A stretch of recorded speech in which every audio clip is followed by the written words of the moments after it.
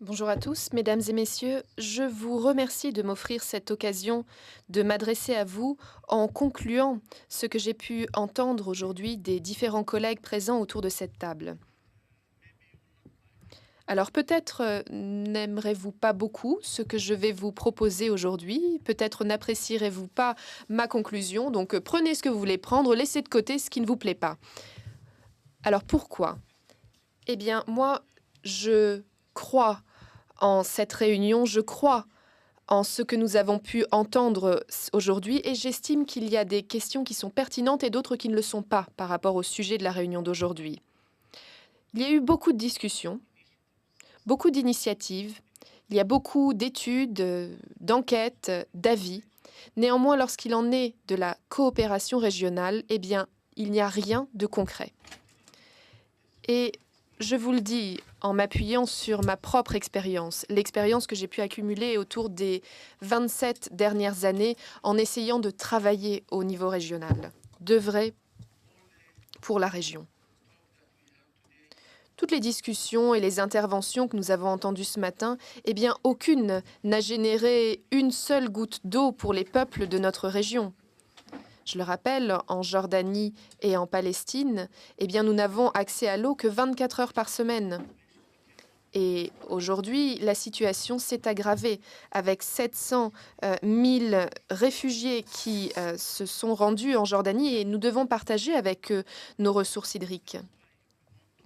C'est la raison pour laquelle, si nous souhaitons aborder la coopération régionale, eh bien, je suis convaincue que nous devons laisser de côté les questions et dimensions politiques. Or, ce n'est pas chose facile.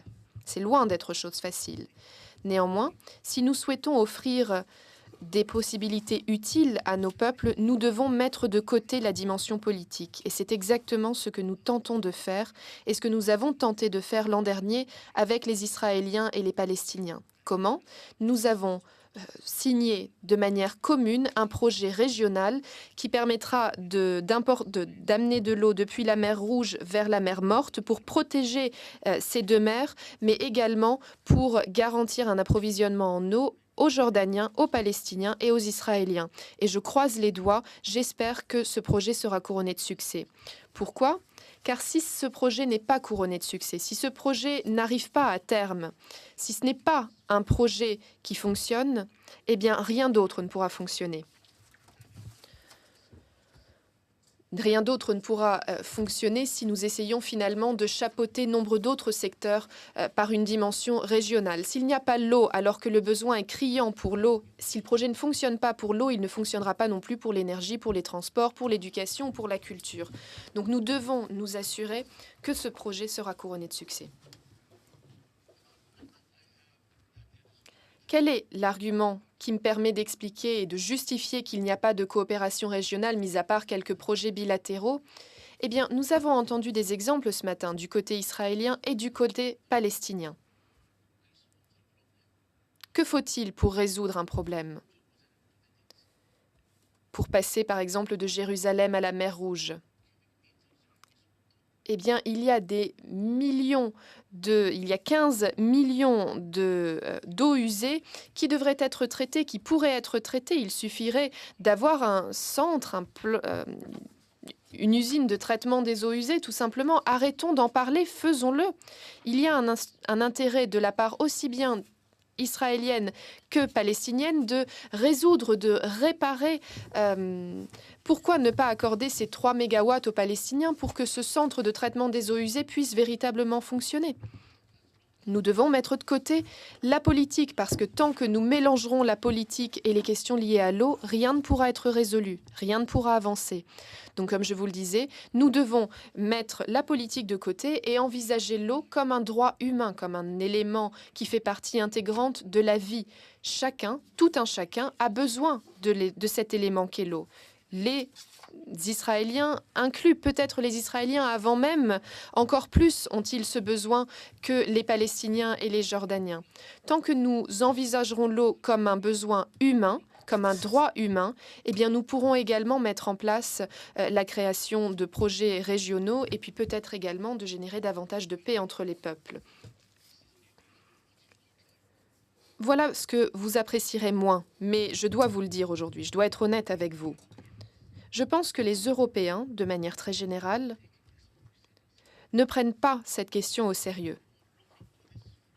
Je pense que vous adoptez la loupe méditerranéenne lorsque vous regardez vers notre problème d'eau. Vous avez juste l'impression que nous risquons de polluer la mer Méditerranée et c'est tout. Mais ce que vous oubliez, chers Européens, c'est que vos voisins dans le sud sont confrontés à de grandes souffrances. Et ce que nous pouvons observer aujourd'hui, les événements extrémistes que nous pouvons observer dans le monde entier, eh bien, vous voyez qu'il n'y a aucune région qui est protégée de ces événements extrémistes. Tout un chacun peut être soumis.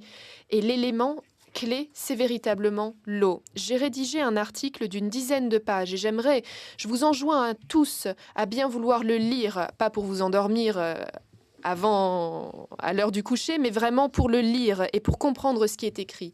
Et je parle ici d'eau et de gouvernance. Et j'estime qu'une grande partie du printemps arabe et des révoltes du printemps arabe que nous avons pu observer et que nous observons aujourd'hui sont surtout liées à la rareté de l'eau. Et cela rebondit, ou plutôt cela est directement lié à ce que notre ami vient juste de dire, à savoir la sécurité alimentaire, la sécurité des prix des denrées alimentaires. Regardez-le, tout a commencé avec des crises liées à l'alimentation et à l'eau. Et je pense que cela pourrait frapper n'importe quelle région, pas seulement le Moyen-Orient. Et je pense que la crise alimentaire pourrait également frapper l'Europe un jour. Donc il est absolument nécessaire de prendre très au sérieux ces questions, à savoir le lien qui existe entre l'eau et la sécurité, l'eau et la paix. Lisez cet article, ça ne prendra pas beaucoup de temps, mais je vous enjoins véritablement à le lire.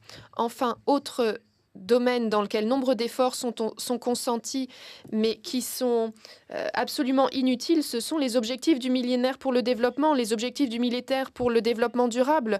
Ce sont des initiatives dans lesquelles nous dépensons beaucoup d'argent, beaucoup d'efforts. Même le Canada est inclus, par exemple. Le Canada est inclus dans les pays qui se doivent d'atteindre les objectifs du millénaire pour le développement. Et l'on parle notamment des liens qui existent entre les peuples et les services de santé publique, les services d'eau, etc. Je pense que ce n'est pas comme ça que nous allons répondre à la rareté de l'eau. Donc nous, les Jordaniens, nous avons apporté un commentaire là-dessus il y a 2 mois.